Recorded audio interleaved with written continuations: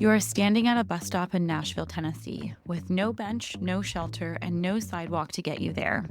Yet, the city around you is booming, with cranes on every corner, new restaurants, new apartments, but the way you get around hasn't changed in years. Then, 66% of Nashville voters decide to do something about it. In 2024, they approved the ballot initiative Choose How You Move, a half-penny sales tax to fund transit expansion and mobility infrastructure improvements.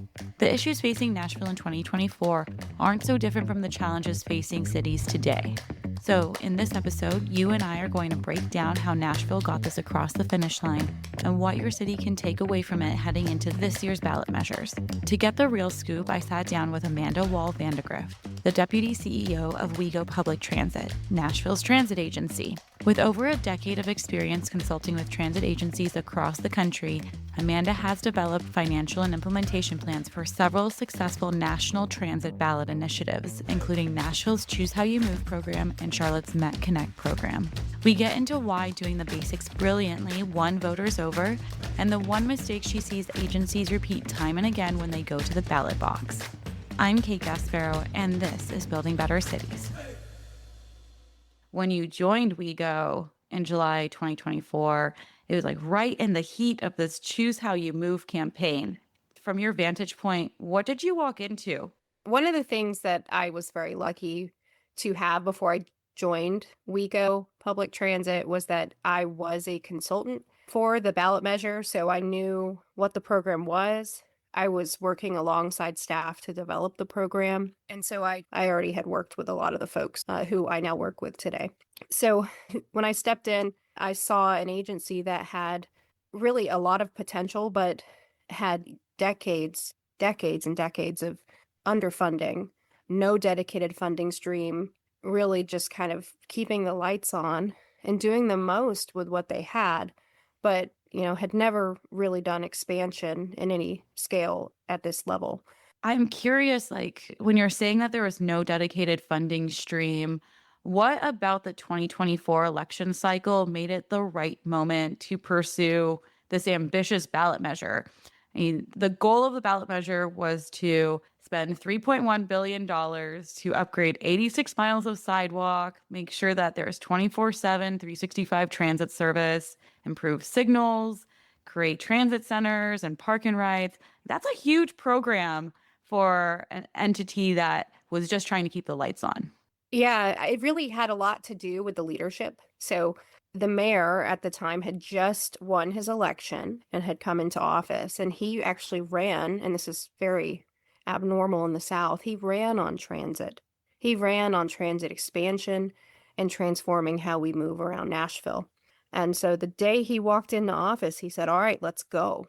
And I remember some of his advisors were saying, no, we need time. November's not far from now. We have a lot of work to do to get ourselves ready for a November ballot initiative. Let's wait until 2025 or 26. And he was bullish and was like, no, I ran on this. We've done enough planning for the region. It's time to go. And so we pulled a measure together within 2 to 3 months, which was the fastest I've ever seen. And the measure was really built around doing the basics brilliantly. So not a fancy, massive rail line. It was building more service. So it was a nearly doubling of our bus service that we have today. And then really, improving transit centers, putting 12 more transit centers in, more bus stops. Sidewalks was a big piece because really every step that you take before you get on the bus is on a sidewalk. And in Nashville, we didn't have any. So really getting to that underfunding in transportation and building on that foundation rather than taking 3 steps forward and trying to do something massive. This was right-sized on purpose by leadership at the top. Well, it's no secret that Nashville has been in this hyper growth mode in terms of residents and housing and development. And it seems like the transit side was catching up at this point. And to that effect, the campaign incorporated, I think it was 66,000 resident opinions about what was needed from the transit perspective. Can you talk about the bigger landscape of what it feels like in Nashville in terms of people growth and how transit is either catching up or it's there right now to meet the current population? So Nashville, like you said, is growing leaps and bounds. I mean, we make jokes with how many cranes are on each corner. And it's really great that we're seeing that growth, but we have not been keeping up. We didn't have dedicated funding. We did not have a way to pay for improvements, basic improvements like sidewalks, improve signals, modernizing our signals, improve safety, improve service. So really, our transit system and our transportation network was really lacking. And that was directly tied to not having the dedicated funding we needed to do that.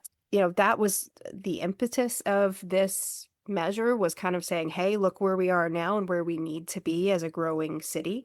And I think a lot of people got on board because they saw it every day, the traffic they were sitting in, the bus stop they were standing at that didn't have a sidewalk and didn't have a bench. All of these things could be improved with some dedicated funding. So this will get us moving in the right direction, and it's kind of a down payment on further expansion that will likely need to be done in the region as we build out this program. Mm. Can you talk a little bit about the mechanics of the 3.1 billion down payment? What type of financial mechanism is this? Bond issuance with sales tax or property tax? Can you sort of speak through how it works mechanically and how that decision was made? So it's primarily funded through a half penny sales tax increase. So the voters said 66% of voters said yes to adding a half penny sales tax to all of their purchases within Davidson County. The big piece that yes, it is going to include bonds. It includes federal funding support and state funding support at smaller levels, but that's a piece of the pie. And like I said, this is an operating component, so we're doubling service. So it's going to be leveraged by farebox revenue and other agency revenue streams at WeGo Public Transit. So that's the foundation of the measure. The 3.1 billion you're referencing is just the capital component of the cost estimate. So you mentioned already sidewalks and the signals. We also are making capital purchases for our fleet. We need more buses to expand service. But there's also what they're calling all access corridors here on the ground, which nationally you'd prefer that more like as bus rapid transit. But we're trying to get to the point on the ground of saying, okay, bus rapid transit is a term that only us in the transit industry understand.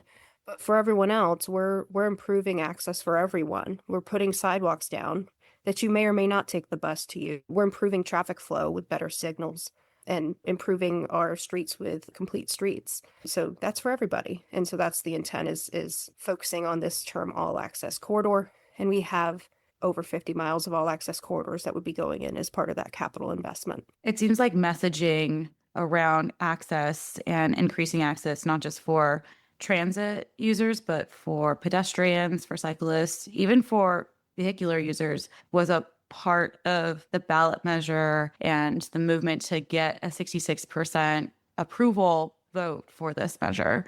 Is that, in your eyes, what made it successful? Was the messaging or the confluence of these resident opinions, a strong mayor messaging this?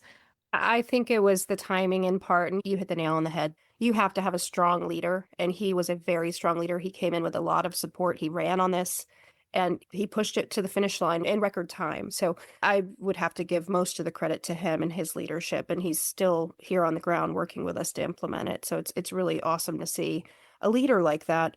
I also think the program itself was right. We right-sized it.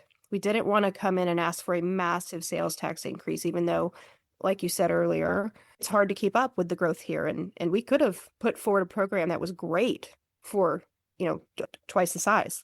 But understanding affordability concerns and understanding our residents and what they need and looking at really doing the basics. It's not a sexy program. It is putting more buses on the street. It's making very common sense investments. And that really resonated to people. I think most of the voters could go to the ballot box and see that this was going to improve their lives, which I think is a really big piece of how you actually get something like this across the finish line.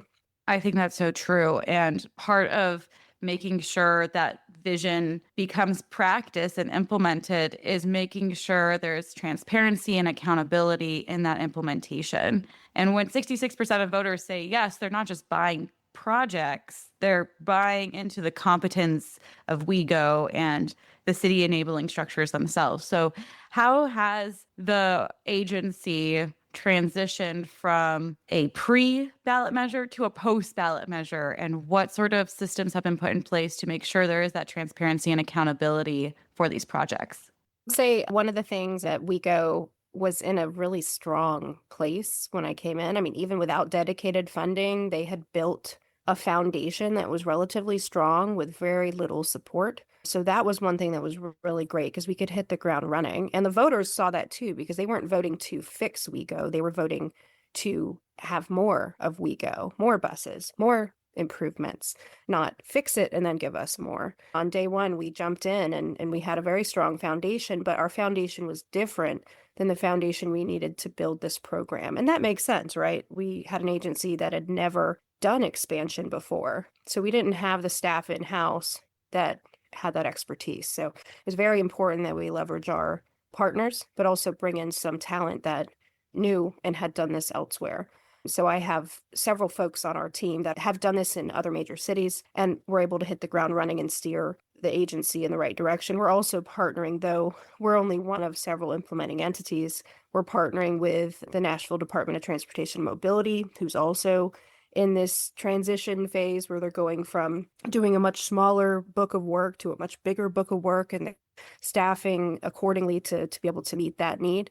And we're also working now under the mayor's direction with this newly created department called the Choose How You Move Program Office, with several folks who spend there every day making sure that we're delivering on the voters' promise, which I think is kind of a unique model compared to what I've seen in other places. At WeGo, we need to remember what our mission is. Our mission is to move people around Nashville. Our mission can be to expand our ability to move people around Nashville, but our core mission is to move people around Nashville. And so it's really great that we have these partners up at the mayor's office who are helping us steer the program in the right direction while we're maintaining our core business and making sure that we're meeting the needs of Nashvillians every day. So I think that's been a unique approach. It's not perfect, but it's been a great way for us to not keep our eye off the prize and the vision and mission that we should continue to remind ourselves is ours every day.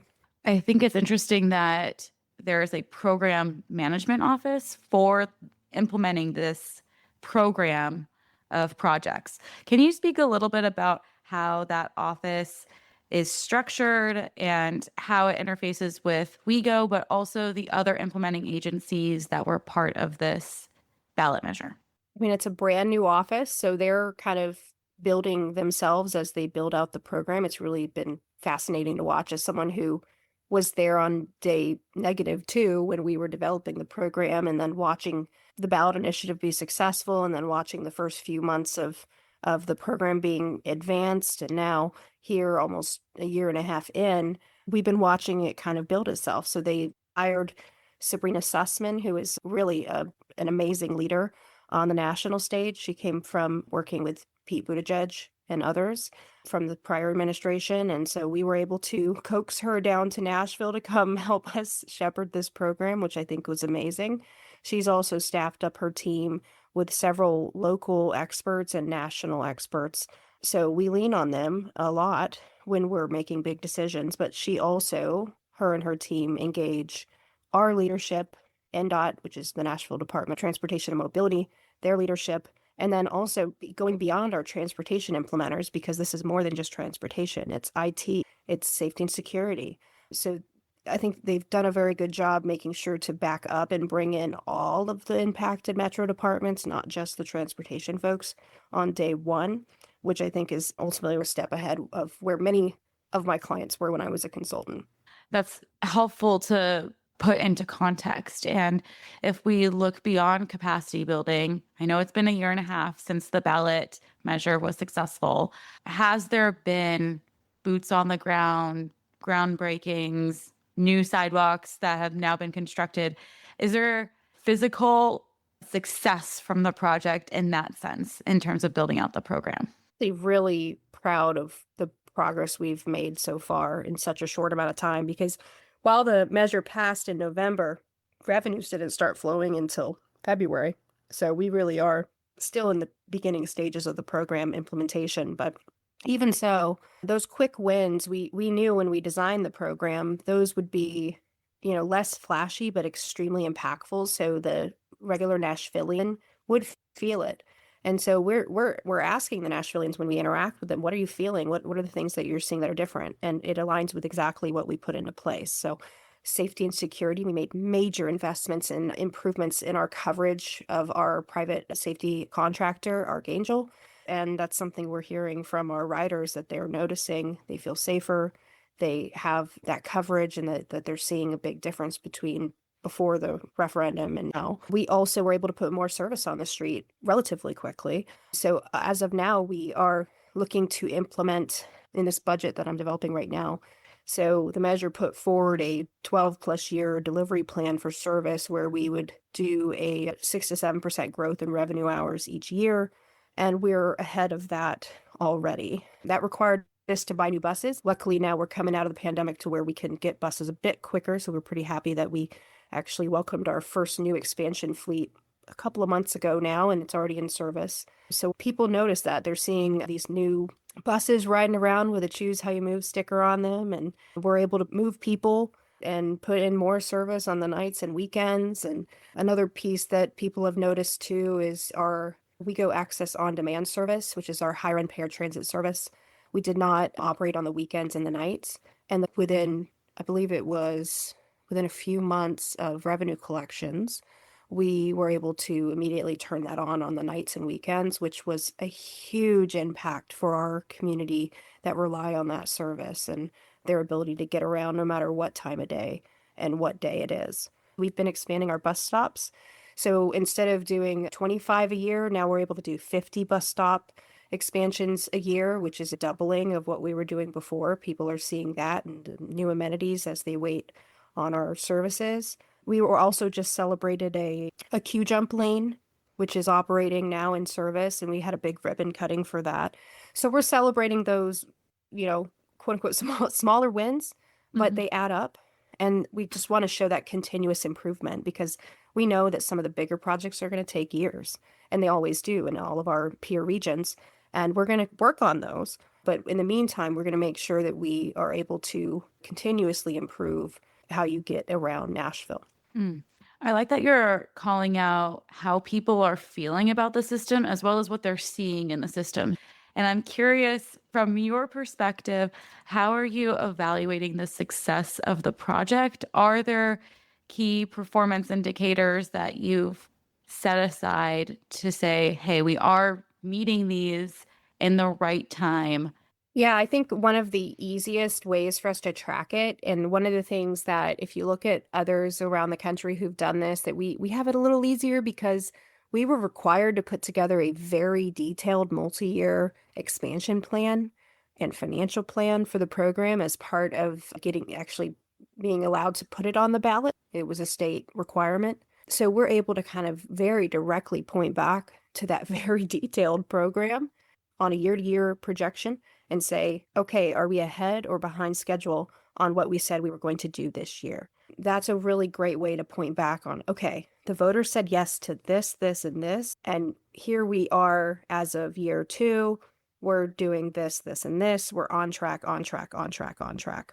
Good example, though, for us for service, it's very easy to tie it to, okay, we said we're going to increase revenue hours 6 to 7% each year. Are we doing that or not? So it depends on the initiative and what we're looking at, but I think it's really easy for us to be able to tie what was put forward in the initiative and where we are today. That's great. And I'm curious, since you, prior to this role, were consulting across the country, multiple transit agencies, how common is it that they have done such intense planning around their programmatic initiatives? And it seems like that's a huge strength of this program. Can you sort of speak to the larger landscape of how transit agencies are pursuing improved service for their own constituents? And as a consultant, I feel like it was a common refrain for me to say, we don't know what we don't know, and that's okay. And no matter how much planning you pay for, how much planning you advance at this level, you're not going to know everything, and that's okay. And so when you make a 30-year plus projection, things are going to be different than what you expected. These programs are impacted by the global changes. We're impacted by federal funding. We're impacted by state funding. We're impacted by behavior changes, technology. So all of that goes into a multi-year projection for a program like this. So you can't be so specific when you're looking at a decade upon decade investment. It's more of a vision. Now, it's really helpful to the voters to say, we've thought about this, and this is, knowing what we know today, 2 years ago, this is what it's going to look like. I think that builds confidence, and it's really important to do. But you also have to message at the same time that it was our best judgment program that we put together at that moment. And we're going to make sure we look at that every year to make sure that we're following that path. It may be slightly different, and that's okay. You want to have flexibility. So I like that Nashville did that, and we were kind of required to because of the state law. And it's funny, working for other regions, it really did depend on the leadership, what they expected, what they wanted to know before they were going to say, yes, let's bring it to the voters, what they're hearing from their experts, and what's required in law. And I think this was a good mix because while we were required to be extremely detailed, and maybe more so than I wanted us to be, because again, we didn't know what we didn't know, we had to do it within 2 to 3 months. So we didn't have time to get lost in this detail or that detail. We put it all together. We understood it was a snapshot. And then we looked at it at the bigger picture and said, what are these? It's sidewalks, it's signals, it's service, it's safety. That's what it is.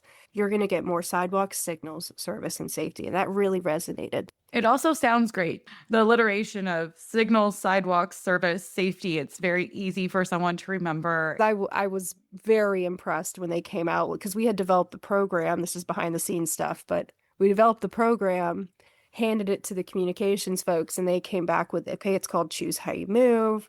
It's sidewalk, signal, service, and safety. And I was like, that's brilliant. That is true. I love that. I think it's also important when you're developing this to give it to someone who's an expert in that area. Okay, this is what we want to do. The experts have come together and said, we want to do these things. Leave it to the experts to say, okay, how do we translate that into something, a language that everyone can understand? And I think that's so important, especially because we are heading into another election year. Agencies are looking to put together their own ballot measures, and affordability seems to be the hot word of the day. Everybody is talking about the cost of living, especially in areas that are growing fast, like Nashville, and asking voters to pay more in terms of sales tax or property tax or income tax in a city for the promise of better service is sometimes a difficult ask. So I'm curious your thoughts on what the narrative and the sales pitch needs to be to get the public on your side. Yeah, that's a good question because I think it was something that we grappled with when we were developing the program, because the reality is when you step back and the experts look at it, sales tax is the biggest potential revenue stream for transit. If you looked at the other revenue streams that were available to us, there was nothing even close to what we could do with sales tax. So we knew that from the beginning. Oh, property tax, we can't do that. We can't do any of these other smaller sources. It really is sales tax and something else, or just sales tax. And we were lucky because we actually did have the authority, the room to increase our sales tax. Not everyone has that afforded to them, right? And so it really is what's available to you. But for us, one of the things in Nashville that made us unique is that we are a tourist city. We have a lot of people coming into Nashville every day to frequent our establishments and to enjoy everything that there is to enjoy in Nashville. And up until this initiative, they had not paid really for the transportation network that they were using. And so the locals, knowing that there is an affordability concern, it really resonated for us to say, yeah, if we put a sales tax out there, they're going to have a share of this too. We did some projections at the time and we saw that 50 to 60% of the sales tax revenue would be from non-residents, that really resonated, right? Because until then, all the investments in transportation had been made using the property tax, which predominantly hit our locals. So I think for us, that was a big selling point, was that we were going to use a revenue source that actually helped us share the burden more. And that also the program built into it improvements to cost of living. It also included a low income fare program, which we implemented in September of last year, where a good portion of our ridership has free access to our services now. So while sales tax has a regressive nature to it, the program built into it ways to lessen the burden on folks who need it the most. And we felt that was an important piece to putting forward a sales tax, is that you have to have something in the measure that helps relieve that burden if you're going to ask to increase that burden on your voters. I like that trade-off, sort of the seesaw that you're talking about. The fact that WeGo has been able to implement so many of the initiatives that they spoke to during the campaign within the 18 months since it went to the voters. I want to ask you a little bit about fare box recovery in the years since COVID. And you have a strong financial presence in WeGo's operations. So can you speak to what you're seeing at WeGo in terms of fare box recovery before COVID and the years since, and where you expect it to go with the new investments in the system, and how that compares to what other transit agencies are struggling through right now? Yeah, and I think for a system of our size, we have a relatively strong fare box recovery. Just like others pre-COVID, it was up, but it was slightly ticking down. And then when COVID hit, of course, it dropped, and now we've been coming back. And actually, we hit pre-COVID numbers well before the measure passed. Our fare box recovery was around 6% at that point. Looking at peers who are similar to us, pretty typical, relatively strong. And for us, with the measure, when it passed, we knew that with service increases, ridership will likely increase. As ridership increases, we're going to probably see higher fare box recovery. And we are starting to see that. But the wrinkle in that is that low income fare program that I mentioned a moment ago. Mhm. So now a big portion of our ridership will likely be eligible for this. We're piloting it right now. We've registered now 9,000 residents with 3 years of free transit access. And now every transit trip they take is free and paid for by the Choose How You Move program. Now, one of the things as the financial person at the agency we wanted to make sure we were doing is that even though it was paid for by Choose How You Move, it was still shown as fare box revenue. We have that, making sure that we're going to see the fare box recovery go up, because even though it's free for the user, it's still being paid for, and it's still tied to number of trips taken. Oh, that's great. This low income fare program has seen pretty significant success since we launched it in September. And now we're looking at data from January and February, and we're seeing the first 5 months of the program as it's continued to kind of ramp up. We're seeing now that the folks who are holding journey passes, which is those free passes, they are making up about 30% of our ridership now. And we're also seeing year-over-year ridership growth that is heads above what we were seeing before that program launched. And I expect to see that fare box revenue hit double digits during my time at WeGo. I'd like to see that. That's the goal, is that we see as ridership goes up and our fare box revenue goes up, we're becoming, a little more self-sufficient in that way. Fare box recovery isn't enough to expand service, and federal resources seem to be declining in terms of diversifying mobility infrastructure access. And I'm thinking, are there other ways beyond the ballot box to get those resources into much needed services like transit?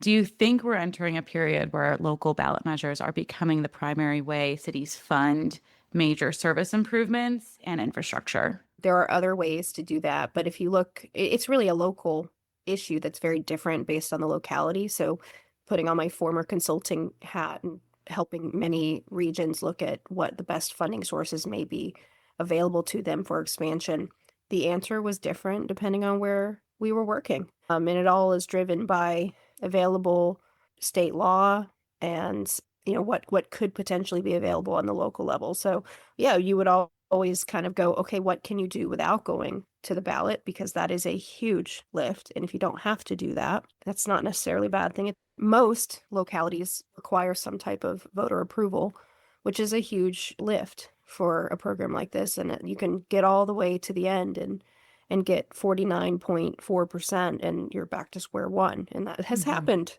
to some of my clients.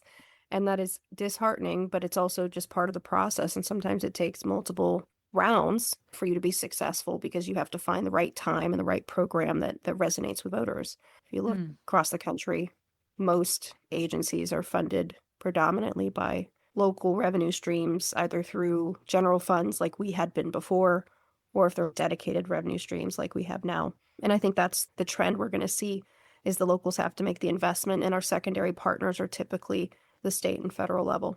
As agencies look toward the next midterm cycle, what should they be doing? And what's one strategic mistake you see agencies repeat time and again when they're going to the ballot box? I think one of the big takeaways for me, and now being on the ground seeing this, is, not waiting until there's a leader who's right, or there's the timing is right for this, but actually, doing the hard work to build the foundation that people don't normally see and aren't grateful for every day, to make sure that when this all comes together and you have the right leadership and you have a program and you have the political wins that are going to allow it to go to the ballot and you're going to potentially pass it, that you're ready and that you're selling more of what you've been doing and not how to fix what you've been doing. It's very hard to sell something that's broken or it's not working well and say, oh, give us more money, we'll fix it.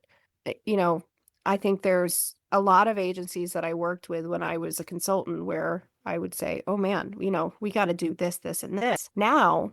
And there are ways to squeeze more out of this and get what we want done so that we're in a better position when that eventually happened. And a lot of times the ballot initiative we were working towards did not go to the voters, and they still needed to put service on the street. They still needed to deliver their budgets, and that's under their control. And it's also a cultural leadership philosophy to me too. Don't get distracted, leadership and staff at the agency, don't lose sight of your goals. Your goals have nothing to do with that. That's just going to help you do more later if that happens. But in the end of the day, your goal is to move people efficiently around Nashville. Don't lose sight of that.